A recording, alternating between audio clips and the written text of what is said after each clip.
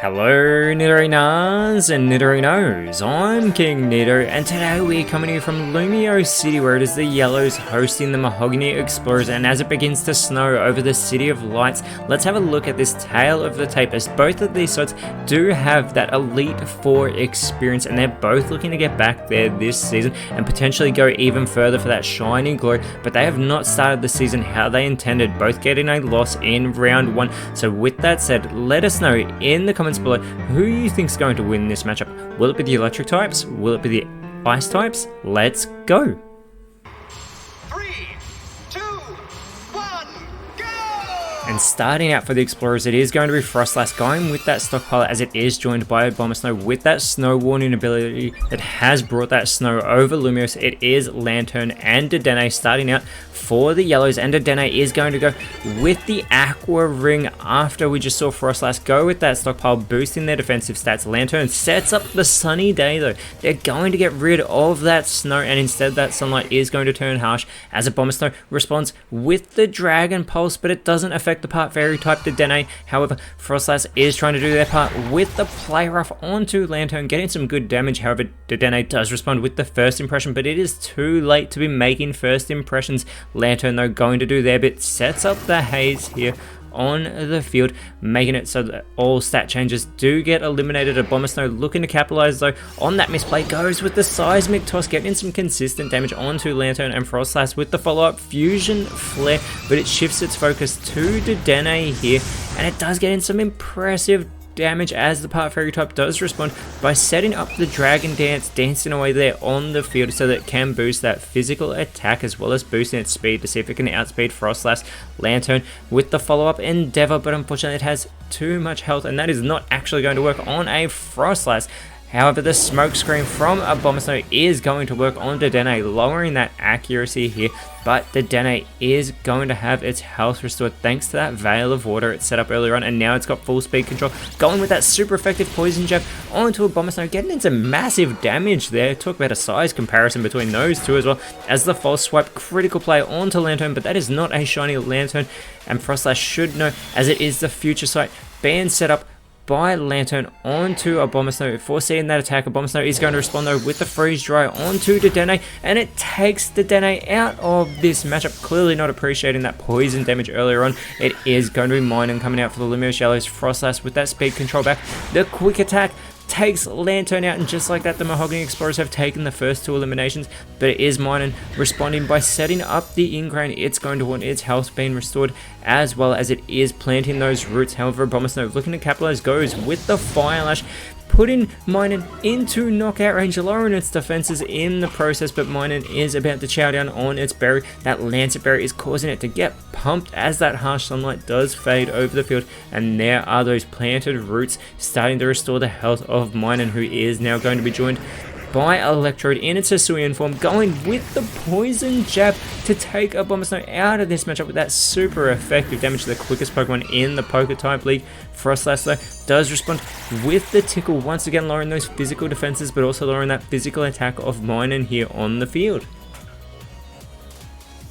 And it is the Axe Kick though from Minun, but it goes straight through Frostlass, and it keeps going, and it crashes, and it takes itself out of the match. That is not what the Yellows needed, as now is going to be Rotom joining Electrode on the field. It is Frostmoth coming out for the Mahogany Explorers, and Electrode with the Zen Headbutt onto Frostlass, getting in some good damage, but Frostlass is going to respond with that Drill Peck, chipping away here at Rotom with that not very effective move, allowing Rotom to respond with the quick attack, intelligently going for Frostmoth so it doesn't phase straight through Frostlass. Frostmoth though responds with the Tar Shot. This is going to slow down Rotom, but it's also going to make it weaker to Fire type moves. And speaking of being weak to Fire type moves, it is an Axe Kick from Electro, but it as well goes straight through Frostlass, and it keeps going, and it crashes, getting massive damage onto itself. It is the Magnet Rise in response by Frostlass. It is going to levitate with that Electromagnetism, and Frostmoth with the follow-up Swagger onto Rotom. It is going to greatly boost that attack, but it will leave it in a confused state, so it may be doing damage to itself if it is not careful here on the field, as the Explorers are in full control. They have only lost one Pokemon so far. Rotom shakes off that confusion, going with the Assurance, getting some good damage there onto Frostmoth. How do I keep stumbling over that name? It's Frostmoth and Frostlass, as the Sing from Electrode does put Frostmoth to sleep. Frostlass is going to go with the Electro Ball. This will be resisted by Electrode, not doing much damage whatsoever, but it does cause Electrode to chow down on that Citrus Berry, restoring its health here. And there it is, Frostmoth still asleep on the field, snoozing away, but Rotom is still confused and it needs to shake this off and try and capitalize, and it is successful, as it is going to go with the triple arrows. So maybe it is still confused because it went for Frostlass there, going straight through, but that Surf will not be avoided. Electrode right in that Surf, putting that sleeping Frostmoth into knockout range, but it does cause it to chow down on its Lancet Berry, getting pumped in its sleep. But there's the charm from Frostlass on to Electrode, greatly lowering that physical attack, as Frostmoth is still fast asleep here on the field. Rotom needing to shake off this confusion, and even better, it snaps out of that confusion and it goes with the Magic Powder. Sick of missing moves there onto Frostlass. It is now a Psychic type Pokemon. We get the guard swap from Electrode onto the sleeping Frostmoth, though, switching all changes to their defense and special defense. Frostlass with the first impression, it should definitely know. It's been in this matchup since the start. It is well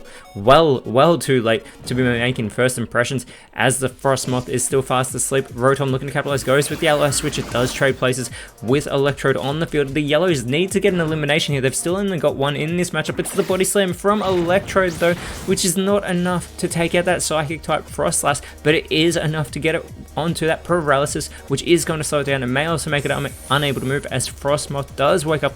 It goes with the Scorching Sands. That is not going to affect Rotom due to that Levitate ability, allowing it to capitalize with the Esper Wing to take Frostmoth out of this match, boosting its own speed in the process. The Yellows now only behind by one Pokemon. It is a 4v3 matchup in favor of the Explorers. The Scary Face from Frostlass is going to greatly lower that speed here of Electrode on the field. Will it still be the quickest, though, as out comes Crabominable? No, Rotom's now the quickest, and it goes with the Water Pledge, trying to take out the Psychic type Frostlass, and it is successful. It is now a 3v3 contest.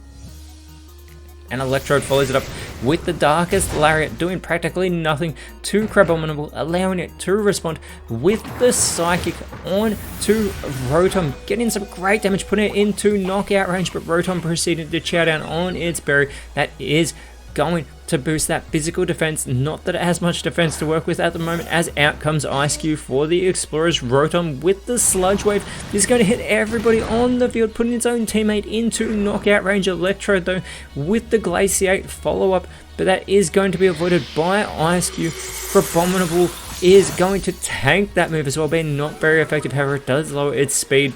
With that, the Yellows still have full speed control. We get the Volt Switch from Ice Cube onto Rotom. It's not very effective, but effective enough to put the Explorers back in front, taking Rotom out. Ice Cube's going to go back to the bench, and out in its place, it is going to be Arctibax, joining Crabominable, who goes for the Brine to complete the huge play. Electrode has been eliminated, and just like that, it's a 1v3 contest. It is going to be Plusle coming out for the Yellows immediately. It is going to go for the Stone Edge. Good damage there onto Crabominable, but Crabominable does respond by chowing down on its berry. That is going to boost its special attack, having that Staff Berry. Arctibax with the Power Swap on to Plusle here, but there hasn't been any changes to their stats to worry about. Crabominable, though, with the Ice Beam, and it is a one-hit wonder. Plusle has been eliminated, and the Mahogany Explorers have gotten their first win over the season. But again, the Explorers, this back and forth match, ran away with it once it became a 3v3 contest. That is not how the Yellows wanted the last half of that match to go, as next round they are going up against the reigning champions, the Medali Aethers, whereas the Explorers will be challenging the Pony Stars. But until then, Nidorinos, thank you so much for watching. Let us know in the comments below who you thought the best on field was, and if you enjoyed what you saw, please leave a like, share, subscribe, but more importantly, always remember, you are awesome, and I'll see you when you see me.